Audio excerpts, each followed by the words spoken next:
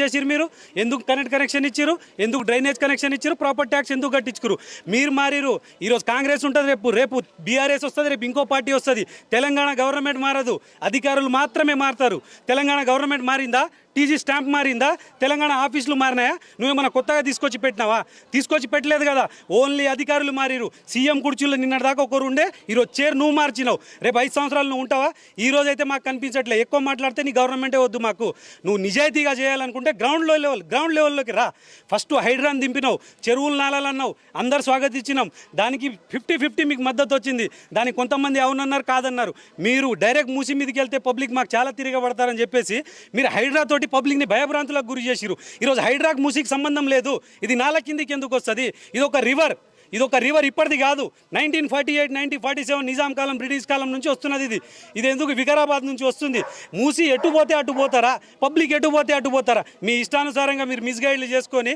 Property ట్యాక్స్లు కట్టుకుంటారు current బిల్లులు కట్టించుకుంటారు మీరు ఎందుకు కట్టించుకున్నారు ఒక విధంగా మమ్మల్ని మీరు మోసం చేసినట్టు కాదా మీకు అంత క్లారిటీ ఉంటే ఇప్పటిదాకా ఎక్కడ బఫర్ జోన్లు ఉన్నాయి ఎక్కడ ఎఫ్డిఎల్ ఉన్నాయి ఎక్కడైనా పెట్టిరా ఇప్పటిదాకా మీరు ఒక మల్కాజ్గిరి అన్నిటికంటే పెద్ద కాన్స్టిట్యున్సీ నుంచి మల్కాజ్గిరిలో మీకు పార్లమెంట్ ఆఫ్ మెంబర్ ఉన్నారు ఎన్ని సంవత్సరాలు లేరు మీరు పీసీసీ ప్రెసిడెంట్గా పనిచేసారు 10 సంవత్సరాలు మీకు సోయలేదా కేసీఆర్ తప్పు చేస్తున్నప్పుడు మీరు ఎక్కడ ఇచ్చిరు మీరు ఎక్కడైనా వచ్చి మాట్లాడిరా మీరు ధర్నా చేసిరా ఎక్కడైనా ఏమైనా కంప్లైంట్ ఇచ్చిరా ఆ రోజు కళ్ళు మూసుకోపోయినాయా ఆ రోజు తెలంగాణ నుంచి మీకు పార్లమెంట్ దాకా మాట్లాడడానికి వాయిస్ ఇస్తే ఈరోజు హై మెజారిటీతో మీ కాంగ్రెస్ ప్రభుత్వాన్ని తీసుకొస్తే ఆ రోజు మాట్లాడని నువ్వు ఈరోజు ఏసీకి వచ్చేసరికి నీ దిమాగ్ పనిచేస్తుందా కనీసం చిన్న పోరోనికి కూడా ఈరోజు రేవంత్ రెడ్డి అంటే ఏంది ఈ కాంగ్రెస్ గవర్నమెంట్ అంటే ఏంది వీళ్ళు చేస్తున్నది ఏంది తెలిసేటట్టు చేసిన ఘనకార్యం అది నీకు మాత్రమే దక్కింది ఈరోజు ప్రతి ఒక్క సామాన్యుడు కోర్టు మెట్ ఎక్కేటట్టు ప్రతి ఒక్క సామాన్యుడు మీడియా ఛానల్ ముందు వెళ్ళి మాట్లాడేటట్టు ప్రతి ఒక్క సామాన్యుడు ప్రతి పనికి మళ్ళీ ఏదో కాళ్ళు పట్టుకునేటట్టు తీసుకొచ్చింది నువ్వు ఇది మీ అయ్యా జాగీర్ అయితే కాదు ఇది మూసీ నది నువ్వు బఫర్ ఎఫ్డిఎల్ నువ్వు 2014లో డిసైడ్ చేసినావు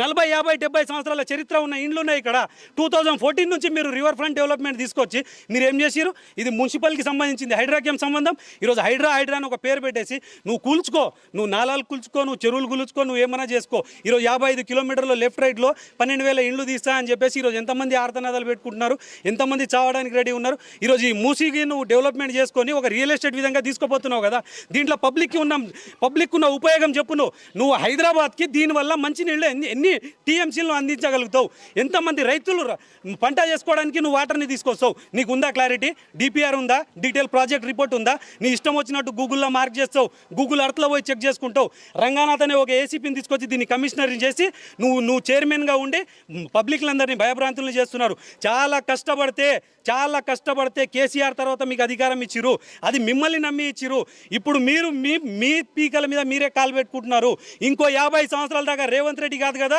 కాంగ్రెస్ ప్రభుత్వం పేరెత్తే ప్రజలు గడగడగడ వణుకుతారు హైడ్రా గురించి కాదు నీ పేరెత్తితే గడగడ వణుకుతారు నువ్వు పీసీసీ ప్రెసిడెంట్ అయినావు నువ్వు మెంబర్ ఆఫ్ పార్లమెంట్ అయినావు జెడ్పీటీసీ అయినావు ఈ రోజు నువ్వు ఇప్పటికిప్పుడు బై ఎలక్షన్ పెట్టు నీకు ఒక్క సీట్ వస్తే నా గొంతు నరుక్కుంటా ఇక్కడే నీకు ఒక్కటి కూడా రాదు నెక్స్ట్ ఎలక్షన్లో నువ్వు ఎమ్మెల్యే కాదు కదా ఎంపీటీసీ ఎంపీపీ కూడా కాదు నేను రాసిస్తా ఇంతమంది ఏడుస్తుంటే నువ్వు ఒక ప్రెస్ మీట్ పెట్టి ఇది ఇలా కాదు ఇలా అని చెప్పేసి నువ్వు మాత్రం చెప్పవు మీ అధికారాలు చెప్పారు ఎందుకే ఇంతమంది మంత్రులు పెట్టుకున్నారు అందరు చచ్చిపోయిరా ఒక్క మంత్రి వచ్చి ప్రెస్ మీట్ పెట్టి పబ్లిక్కి ధైర్యం చెప్పేటోళ్ళు లేడు కేసీఆర్ లాంటోడు కరోనాలో 4 సార్లు గాంధీ హాస్పిటల్ తిరిగి పబ్లిక్కి ప్రెస్ మీట్ పెట్టి చెప్తే ఈరోజు నువ్వు ఏసీలో కూర్చొని నీ మంత్రులందరినీ పీకాలను నొక్కుకొని వాళ్ళని అందరినీ బ్లాక్మెయిల్ చేసి నీ జేబులో పెట్టుకొని నువ్వు ఈరోజు మొత్తం నువ్వు ఒక్కొని ఆడించుకుంటున్నావు ఈరోజు విద్యాశాఖ ఏడుంది పోలీస్ డిపార్ట్మెంట్ శాఖ ఏడుంది అన్ని నీ దగ్గర పెట్టుకున్నావు 7 నెలల్లో మొత్తం నువ్వు సెట్ చేస్తా అన్నావు ఇప్పుడు సంవత్సరం కావచ్చింది ఏ శాఖకు నువ్వు న్యాయం చేయలేదు నువ్వు ఆడుతున్న ఆటలు ఇక్కడ కీలుబొమ్మలు ఎవరు గారు నువ్వు ఒకవేళ నువ్వు ప్రాజెక్టే చేయాలనుకుంటే 100,000 లక్షల మంది చచ్చిపోతారు అది నువ్వు గుర్తుపెట్టుకోవాలని చెప్పేసి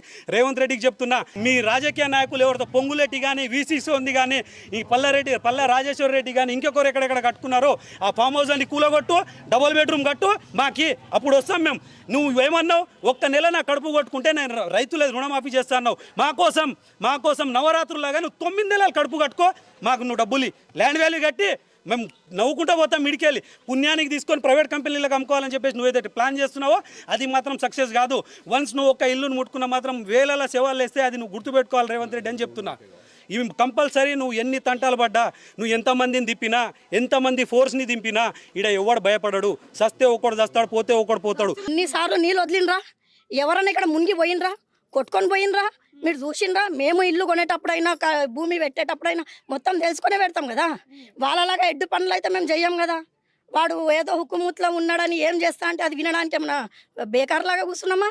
మళ్ళీ రిజిస్ట్రేషన్ ఎందుకు పెట్టినావు? మళ్ళీ ఈ ట్యాక్స్ ఎందుకు తీసుకుంటున్నావు? కరెంట్ బిల్ కాయకు ఆయా, పానీ కా బిల్ కాయకు ఆయా? ఇవన్నీ జెన్యూన్ ఉంటుంది కదా వీళ్ళందరూ ఇచ్చేది. మరి దొంగలకు పట్టుకోవాలి కదా ఫస్ట్. మేము వీళ్ళని నమ్మే కదా. ఇప్పుడు కరెంట్ వస్తలేదంటే ఎందుకు వస్తలేదని చూడడానికి వెళ్తాము. కరెంట్ వస్తుంది, నీళ్ళు సప్లై అవుతుంది, మొత్తం వస్తున్నప్పుడు ఎవరు ఎందుకు ఉన్నారు? నువ్వు ఫస్టే చేసాడు, నువ్వు 2006లో అంటున్నారు. 2006 అప్పటిది హుకుమత్ తెచ్చి ఇప్పుడు ముందల పెడుతున్నారు. ఓకే, డబ్బులు ఇస్తున్నారు, అది నిజం కాదు. ఇక్కడ అడగడానికి ఏ ఒక్కరు లేరు. అడగడానికి పోలీసు వాళ్ళు కొట్టడానికి ఉన్నట్టు అరెస్ట్ చేస్తాం, గొంతు పట్టుకొని లోపలేస్తామన్నట్టు మాట్లాడుతున్నారు. ఎవరు మాట్లాడతారు? కొద్దిగా ఇప్పుడు మా ఇంట్లో ఎవరు పొద్దున ఎవరు ఉంటారు? నైట్ డ్యూటీలు చేసే వాళ్ళు మొగుళ్ళు ఎవరు ఇంట్లో ఉండరు. అలాంటప్పుడు ఏం మాట్లాడాలి? చెప్పి రండి, అవునబ్బాని అందరికీ కూర్చోబెట్టండి. ఇది నిజంగానే ఉంటే చెయ్యండి. లేని ఇప్పుడు ఇంత ఎత్తులో ఉంది, అది అంత డౌన్లో ఉంది, నీళ్ళు నువ్వు దారి ఇండ దగ్గర ఎందుకు రావాలి? అది ఒకటే మాకు క్వశ్చన్ మార్క్. అసలు అక్కడ వచ్చే మొత్తం క్రాస్ మీకు మ్యాప్ ఇస్తాము, మీరు మీడియాలో వేయండి. మ్యాప్ మొత్తం ఇండ్ల మీదనే క్రాస్ వచ్చింది, పొలంలో పోతలేదు, మూసిలో పోతలేదు. ఇదేంది? అసలు ఎక్కడి నుంచి అయితే మార్క్ తీసుకోవాలి, అక్కడ నుంచి మార్క్ తీసుకోలేదు. గోడ నుంచి మార్క్ తీసుకుంటే ఎక్కడిది న్యాయం? ఇది కరెక్ట్ కాదు. ఏకిచ్చే బోల్నే కా అగర్ ఆప్కే तो जेन्यून में जाओ, आके हमारे से पूछो, हम बात करते। आप आपके मन मर्जी करते बोलते ये गलत है। और माँ इंడ్ల దగ్గర వస్తే మేము ఊకోము, खुली बात। एक उन्हें तो मरना या हम तो मरना, खुली बात। వాడు సావాలి, వచ్చినోడన్నా తన్నులు తిని చచ్చిపోతాడు. మేము వార్నింగ్ ఇస్తున్నామా, రిక్వెస్ట్ చేస్తున్నామా, అది మీరు ఏం తీసుకుంటే మీరు తీసుకోండి, కానీ మా ఇంటి వరకు వస్తే మేము ఊకోము. మా వరకు